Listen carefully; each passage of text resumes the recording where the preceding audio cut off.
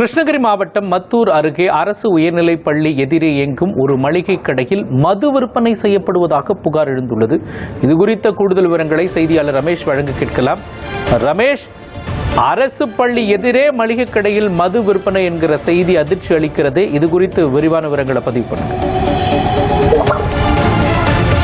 மோகன், கிருஷ்ணகிரி மாவட்டம் மத்தூர் காவல் நிலையம் எல்லைக்கு உட்பட்ட ஒட்டப்பட்டி கிராமத்தில் அரசு உயர்நிலைப் பள்ளி எதிரே இயங்கும் ஒரு மளிகை கடையில் எந்நேரமும் கள்ளத்தனமாக மது விற்பனை செய்வதாக கிராம மக்கள் குற்றச்சாட்டு வைத்திருக்கிறாங்க.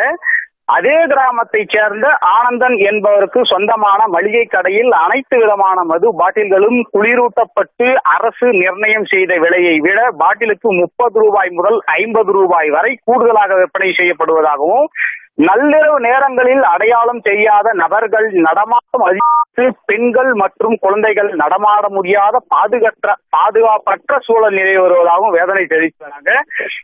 போதை இல்லாத மாநிலமாக மாற்ற தமிழக அரசு பல்வேறு பகுதிகளில் விழிப்புணர்வு ஏற்படுத்தி வரும் சூழலில் அரசு உயர்நிலைப் பள்ளி எதிரே அமைந்துள்ள இந்த சட்டவிரோத மது விற்பனை குறித்து மத்தூர் காவல்துறையினர் நடவடிக்கை எடுக்காமல் அலட்சியம் காட்டுவதாக பொதுமக்கள் தெரிவித்து வராங்க. எனவே அசம்பாவிதம் ஏற்படும் முன் மாவட்ட நிர்வாகமும் காவல்துறையும் உடனடியாக தலையிட்டு தகுந்த நடவடிக்கை எடுக்க வேண்டும் என கோரிக்கை வச்சிருக்கிறாங்க. மோகன், விவரங்களையும் காட்சிகளையும் வழங்கியதற்கு நன்றி ரமேஷ்.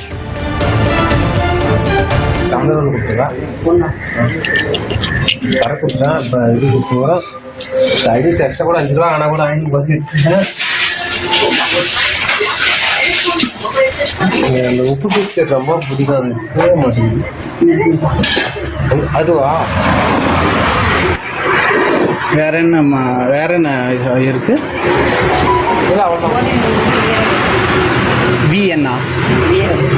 வீரனா? அது சும்மா நான் கூட குடிக்க மாட்டாங்க. நீங்க அம்மது ப்ரோ. வீர எனக்கு தாங்க இல்லைன்னா அது மாட்டாங்க. அவரு நான் வாங்கிட்டு அவரு நான் வாங்கிட்டு மென்ஸ் கிளப்